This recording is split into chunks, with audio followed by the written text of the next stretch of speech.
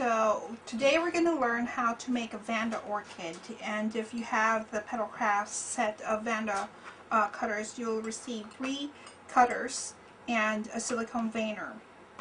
And as you can see, there are 2 different shapes of cutters. The one that's like slightly smaller is the Petal, and the slightly bigger cutter is the sepal.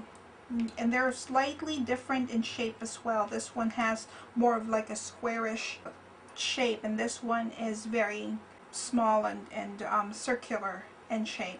So I'm going to take some white Gumpaste, and here I have a number 26 floral wire that I bent into a hook with a needle nose tool. I'm going to take a little bit of that Gumpaste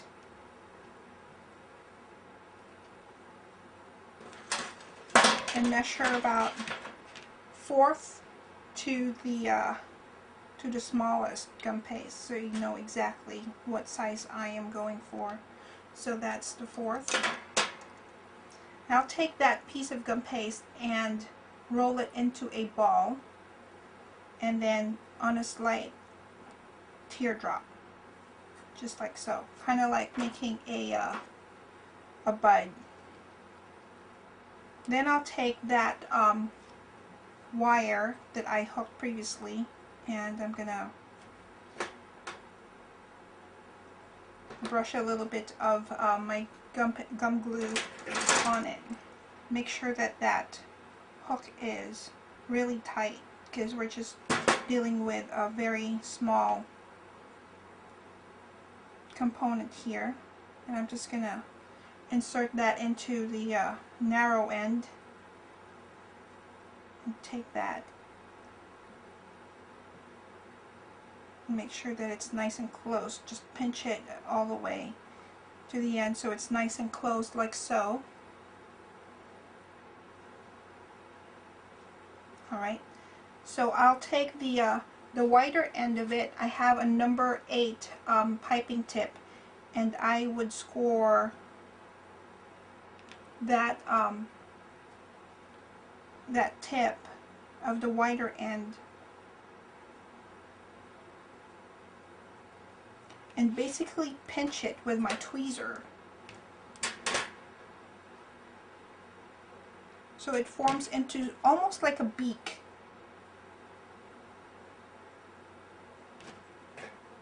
Then I'll flatten the lower portion of it, so this almost looks like a protruding beak.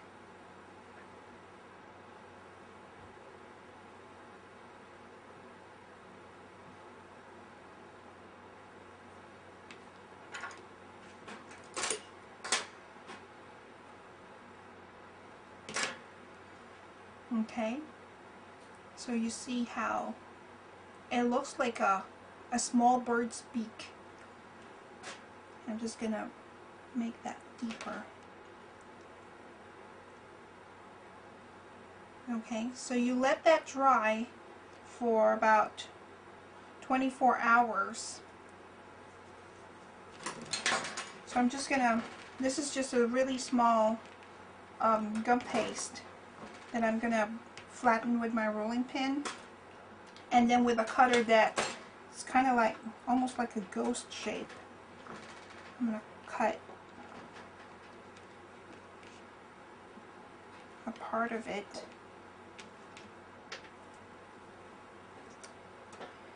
And then with my angled tweezer, I'm going to pinch 2 lines on the throat, like so. Okay, then I'll take that to my foam pad, and I'm using my plastic ball tool, and I'm just going to thin the head part and the arm part of my throat. And as you can see, I'm just cupping it, making sure that the edges are thin, like that. You see how the edges are thin? as compared to this that are still thick. And then I'll take that to the edge of my petal pad, my foam petal pad, and I'm going to use my needle tool. I'm going to use the side of my needle tool, not the tip. Don't do it this way because you are going to tear that gum paste. So use the side, and if I'm not on the camera, I would actually take this, the side of my foam pad to the side of the table so I have my hand free to move around. And you would take that and you will just basically move your needle back and forth. Move it back and forth. As you see, I'm not really stretching the movement of my hand to where the needle tool can reach. I am moving the gum paste instead of moving or trying to force that needle tool to reach the end of the gum paste. I'm just doing it section by section. There. Okay, so I'm just going to do the same thing to the other part. So after you've created movement on your center, as you can see, not only did I make the movement, I also thinned that part and it will curl.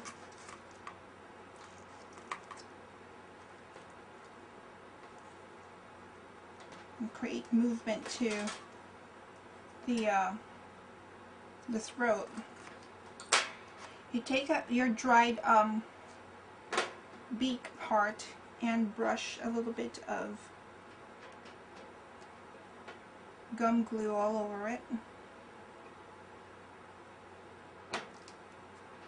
And I would take this part and poke it right through. You see where the line ends, and that's where you're gonna insert that part of your Vanda or your throat, and make sure that the beak is actually pointing down like so. So after this, you're going to dry this part for another 24 hours before we can proceed with painting it and putting dots on it. So after I've dried that part, what I'm going to do is take my 5-0 brush with a little bit of brown gel paste and draw 2 lines in between that beak, like so. Okay, so just 2 lines right there. So after I've drawn that part, I would take some apple green petal dust and just brush the upper part of my throat with just a touch of green.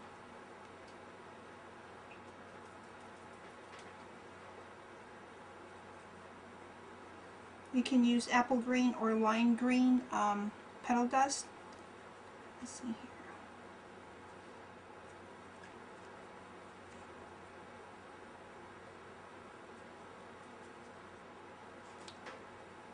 There we go. Even the lower part. You can even use a little bit of yellow too if you want.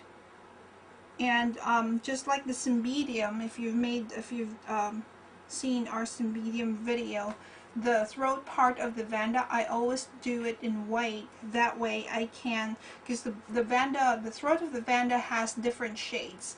And if you start it with a shade of purple or whatever color of Vanda that you are doing, it's pretty difficult to blend all that shade of color.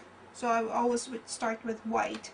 And since we are going to make purple Vanda Orchid, I am going to do a variety of, or 3 shades of purple on the lower part of it, because normally that is the darkest part of the Vanda. So I would start with lilac. petal dust, just to brush the lower part. And I would start with the lightest shade of petal dust, and I'm using the palette petal dust right now, so it's a lot less messy.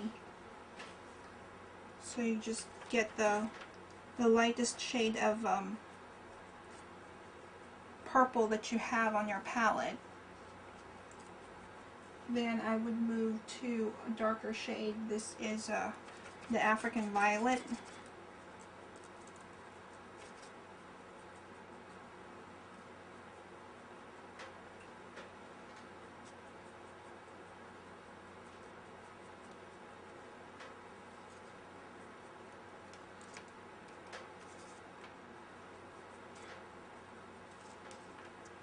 Like so.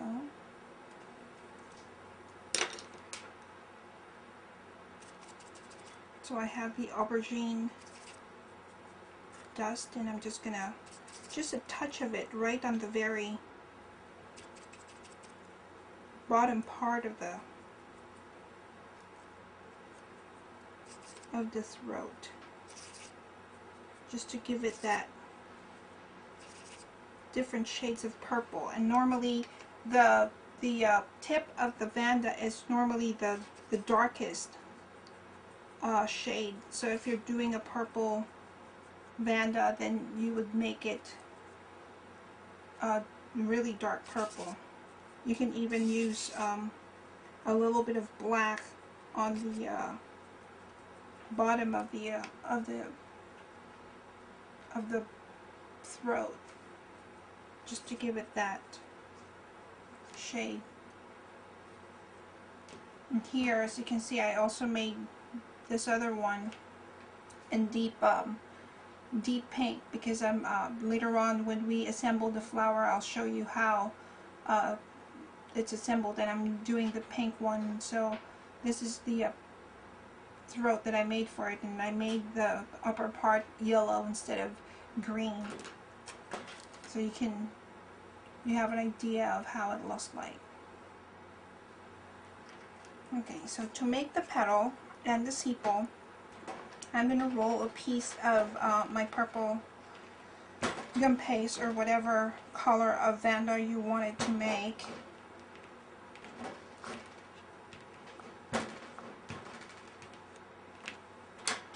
I'm going to take the veiner that comes in the set and press that down. And as you can see, I've rolled my Gumpaste to where one side of it is actually thicker than the rest. That way I have space to put my stem wire in. And I'm going to do a petal, so I'm going to use the smaller cutter. And as you can see, I just pressed it down and then shake it a little bit. That way you get a clean cut on the petal. I'm going to take my stem wire, cut about 2 inch to 2.5 inch of it, and you don't need to hook that wire. I'm just brushing a little bit of gum glue on the tip,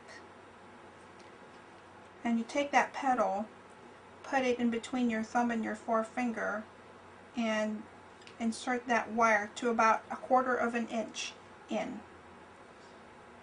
So I'll take that and put that right on top of my petal foam pad, and I'm using my ball tool. And Vanda Orchid's petal doesn't really have much movement to it, so I'm just going to pass my ball tool to the side of the flower, so it's nice and thin, as you can see, as compared to earlier where it's thick. You don't want to see any square petal on it. So you take that petal, put it upside down to where the veining is underneath, and you take your Dresden tool and lift that tip up. And this petal will dry flat, just like this.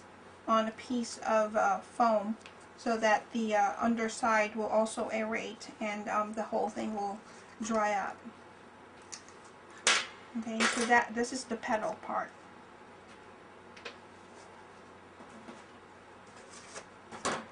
The sepal, which is the center, the 4 o'clock and 7 o'clock part of the flower, is the larger cutter on the Vanda cutter set that you may have bought. Take that veiner again and vein it with the same veiner. Make sure that the base of your veiner is on the thicker part of your gum paste.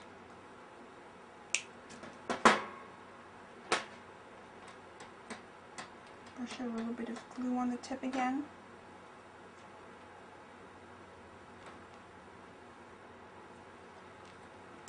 Take it and put it upside down and insert it. I put my forefinger and my thumb in between so I know where the wire is going, and then I make sure that I pinch it. That way the wire is not going to come off after the gum paste is dry.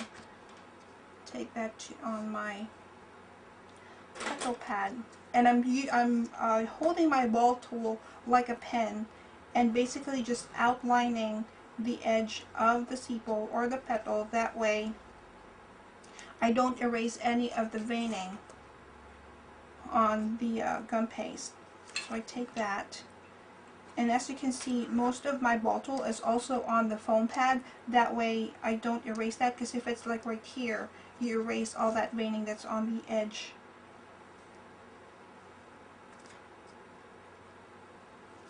Okay.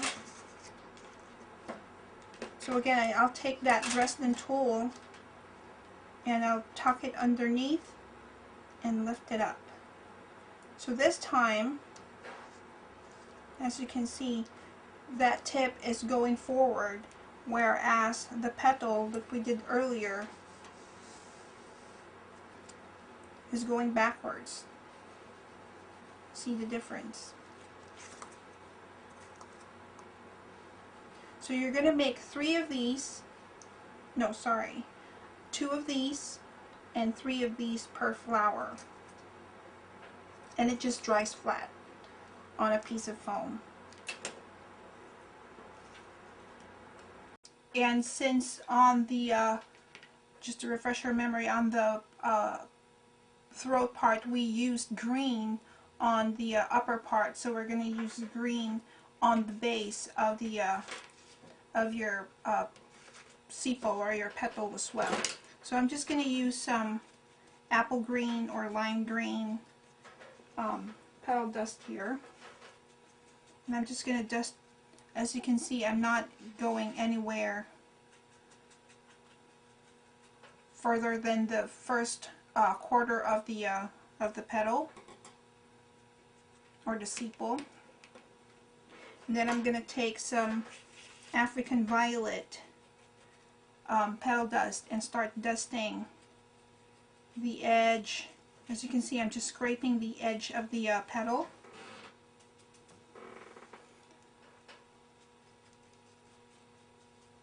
And I'm using African violet. And I'm just scraping, barely scraping that.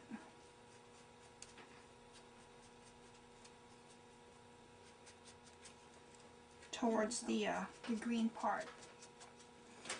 And I just wanted to make sure that the edge actually is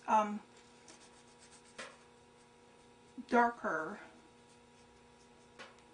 than the base. And as you can see, there's actually a space there that I did not even touch with the petal dust. That way I get that transition from the dark purple all the way to the green part of the flower or of the petal. And then after that, I'm going to take my 00 brush.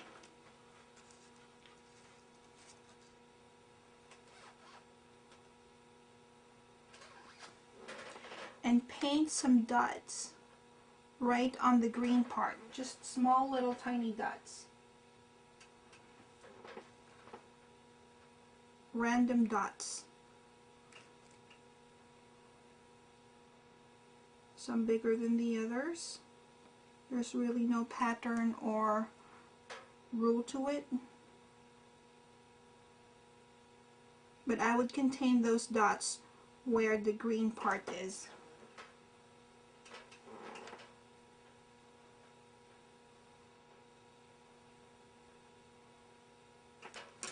Alrighty, so I would do the same. This is the sepal, and I would do the same for the petal.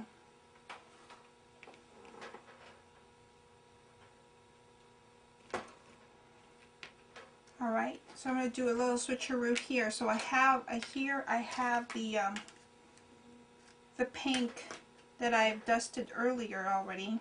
So I got the 2 petals and 3 of the sepal that I did, and also the throat. So I like to shimmer it with a little bit of pearl dust, just so it's nice and shimmery, not to where it's like so pearlized. And orchids are dewy in appearance in real life anyway, so that mimics that part as well. So as true with all the other orchids, I will start with the petals, and I would position that on the 2 o'clock and 10 o'clock position. So I'll take my half width floral tape and stretch it so that it releases the adhesive. I'll take my petal, and I would start like halfway through the stem wire, and I would tuck that tip of the floral wire underneath and hold it with my forefinger. That way my other hand is free to wrap the center and the petal around. And I would wrap it to where it ends, where the gum paste and the wire ends, so it doesn't, as you can see, you can barely see the wire.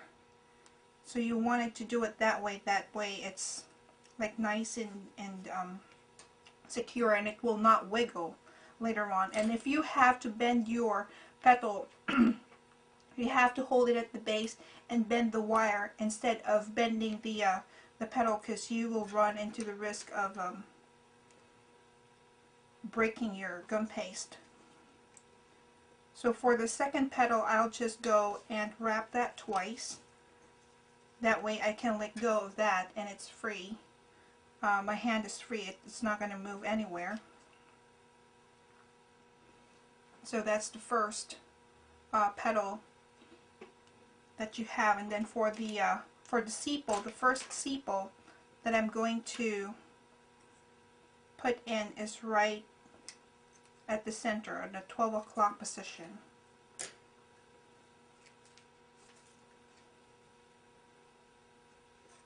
So 1, 2,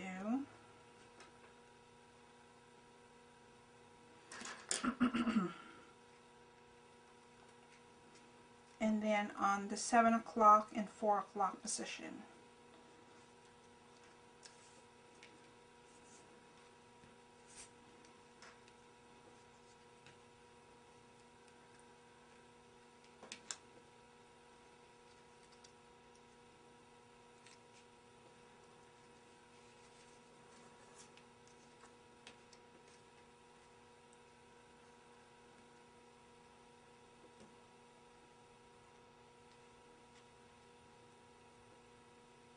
And again, try to make that wire as hidden as possible, So as you can see on the base of my petals, I don't have any wire that is being seen. And I'll just go ahead and wrap that whole entire stem with floral tape. That way I have one stem instead of 1,000 different little wires there. And make sure that my throat is right on the center. And that is your finished Vanda.